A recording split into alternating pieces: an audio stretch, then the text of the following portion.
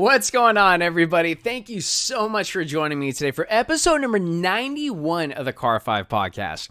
You guys know me, of course. I'm your host, Joshua. For today's episode, we're going to be talking about Nissan and how they're giving one of their cars a fresh, brand new look, as well as giving it a very familiar name, Skyline.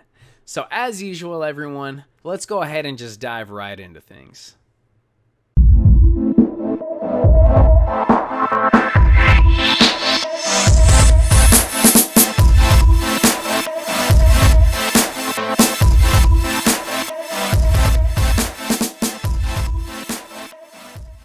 So what has Nissan got going on with this fresh new look and a new name they're throwing out there that we're all familiar with? Kind of what's going on? Now, I got to be honest, when I first wrote an article about this not too long ago, and I was making this episode, even today, I'm just so, it's throwing me off, and I'm so sorry. But when I think of the name Skyline, I totally think of something different in regards to the JDM world or tuner car world or the Japanese car world. Now, that's another episode for another time.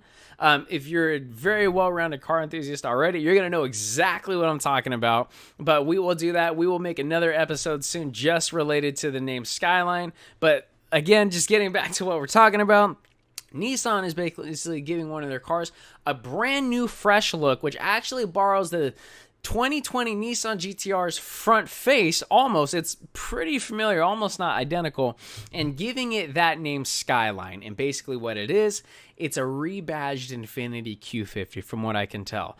And personally, I think it looks great. I know there's been a little bit of criticism of it, but I don't think it looks that bad. The car itself, the Nissan Skyline, again, just weird to even say because I'm thinking of something different, is going to come with 4 packages. You have the GT Type P, the GT Type SP, and the 400R. All of these, by the way, are going to be equipped with Nissan's 3-liter twin-turbocharged V6, in which the top package, the 400R, is actually going to be upwards of 400 horsepower and 350 foot-pounds of torque, which is absolutely not bad at all for a daily driver. Is it the fastest car in the world? No, but it's certainly not the slowest. It'll definitely get you where you need to go, while not only giving you a fresh new look to go off of, but a pretty cool name to drive behind as well. So outside of this fresh, sexy new look, the car can even get you there autonomously. That's one of the reasons Nissan is so excited about the launching of this vehicle, is they're equipping the car with an updated autonomous driving system, actually called ProPilot 2.0 autonomous driving system, which has technology such as ramp-to-ramp driving and hands-free driving on the freeways in a single lane. Now, here's the cool thing about this in regards to the hands-free.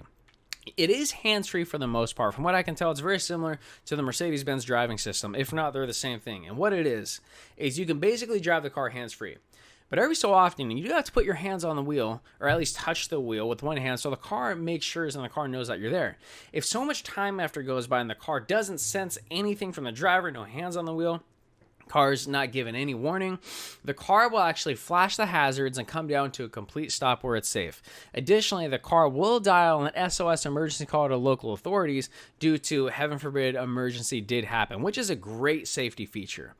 Now, also, it is only going to start for sale in Japan. We're not getting it here in the States yet, which is going to be coming out in the fall 2019 in Japan. It's going to be coming out for sale, and it's going to be around the $40,000 mark. Now, for that price, when you think of autonomous driving, remember, you can get a Tesla Model S for around that same price point as well. So there is a little bit of competition there. You know, to conclude, the car has decent power, has autonomous driving capabilities. It's not a bad price. And it seems like it could potentially be a good buy. Of course, we just got to wait and see how they are actually on the streets in Japan, of course. Now, Nissan is also talking about, in regards to hybrid and electric vehicles, and especially autonomous vehicles, Nissan is reporting 20 brand new vehicles that have either hybrids and electric technology or autonomous vehicles within the next 3 years. 20 new vehicles in the next 3 years. That's a lot of production. So, ladies and gentlemen, let me know what you think of this. Thank you so much for tuning in. Don't forget to follow on Instagram. Don't forget to like on Facebook. Thank you so much for you guys tuning into the podcast. If you haven't checked out the YouTube already, or if you are on the YouTube channel, go ahead and head there. The Car 5 Podcast on YouTube. Browse the channel. If you guys see what you like, hit that subscribe button. If you don't mind, leave a like on this video as well. You know, if you ever need anything, you can get a hold of me. info@car5podcast.com. Don't forget, if you guys are looking for your favorite hat, shirt, sweatshirt, accessory from your favorite car brand, go ahead and check out the link in the description, www.tlg.com. It is your go-to automotive resource for not only automotive news, but authentic brand merchandise direct from the manufacturer as well.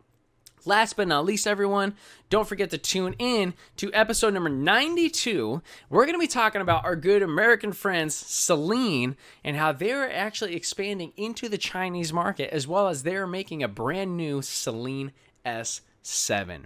Thank you so much, everyone, for tuning in. Please remember to drive safe and have a fantastic evening. Thank you.